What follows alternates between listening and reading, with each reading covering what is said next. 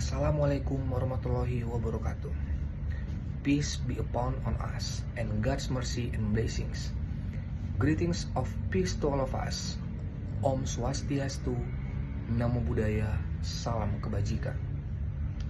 My fellow countrymen and women, we praise and thank to God Almighty, Allah Subhanahu wa Ta'ala, because on this day, December 19, 2025, we can once again commemorate the 75th National Defense Day, which is held simultaneously throughout the country.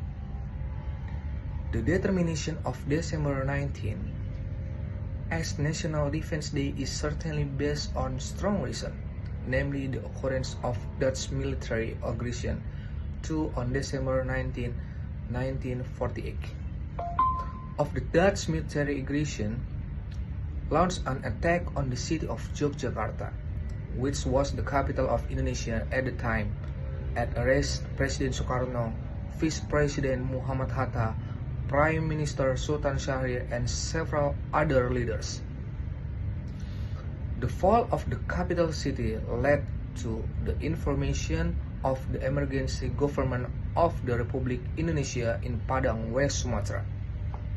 At the time, President Sukarno gave a full mandate to Mr. Syafruddin Prawinegara to run the government by forming and declaring the anti-Sibylist PDRI. The formation of PDRI was one of the most important milestones in maintaining the United States of the Republic Indonesia, or NKRI. PDRI has shown the world that the existence of NKRI still exists and is sovereign. Therefore, on this occasion of National Defense Day, I would like to invite all Indonesian people to recall the history of the nation's struggle in defending NKRI.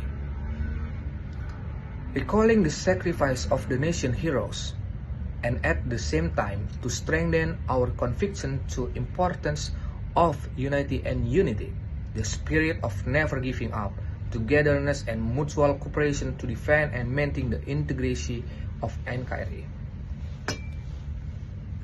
My fellow countrymen and women, the Constitution mandates that national defense is the right obligation of every Indonesian citizen. Based on the 1945 Constitution, Article 27, Paragraph 3 mandates that every citizen has the right and obligation to participate in the effort to defend and secure the states. From these two provisions, it can be understood that national defense is a constitutional right and obligation of Indonesian citizens. All children of the nation must be moved and mobilized to defend the state according to their respective files of service. The call to defend the states can be done by a farmer, teacher, soldier, doctor, midwife, health worker, laborer, professional, civil servant, merchant, and other professions. Defending the state can be done through professional dedication in various fields of life. A farmer who works hard to increase production is a form of national defense to realize food in a good quality.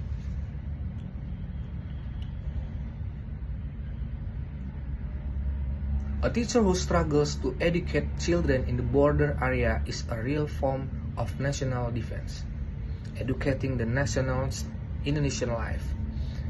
Then is soldiers guarding the frontmost and outermost island, carrying out their duties because of the spirit of national defense, defending the sovereignty of our country territory.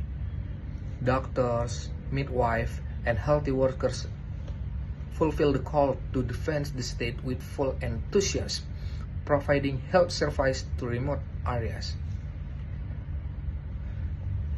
Therefore, It is our collective task to ensure that the spirit of national defense continues to burn and can be passed to future generations. My fellow countrymen and women, national defense is determination, attitude, and behavior as well as action of citizens, both individually and collectively, in maintaining the sovereignty of the states, the integrity of the territory, and the safety of the nation and state, which is inspired by their love for NKRI based on Pancasila and the 1945 Constitution in guaranteeing the survival of the nation and state from various threats.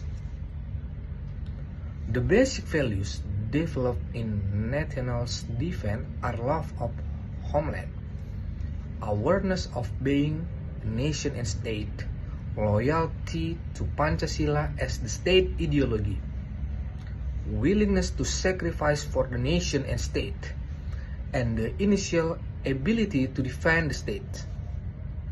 The implementation of these 5 basic values of national defense is by implementing National Defense Awareness Development or PKBN in the scope of education, society, and work. For the scope of education, PKBN is implemented through the national education system at every level and type of education. While for the scope of society, it is indeed for all groups and of society, and for the scope of work, it is carried out in both government and private institutions.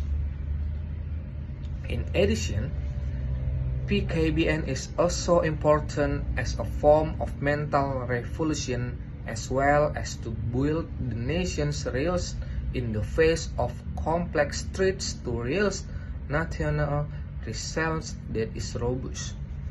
Therefore, the awareness of every citizen which actualizes in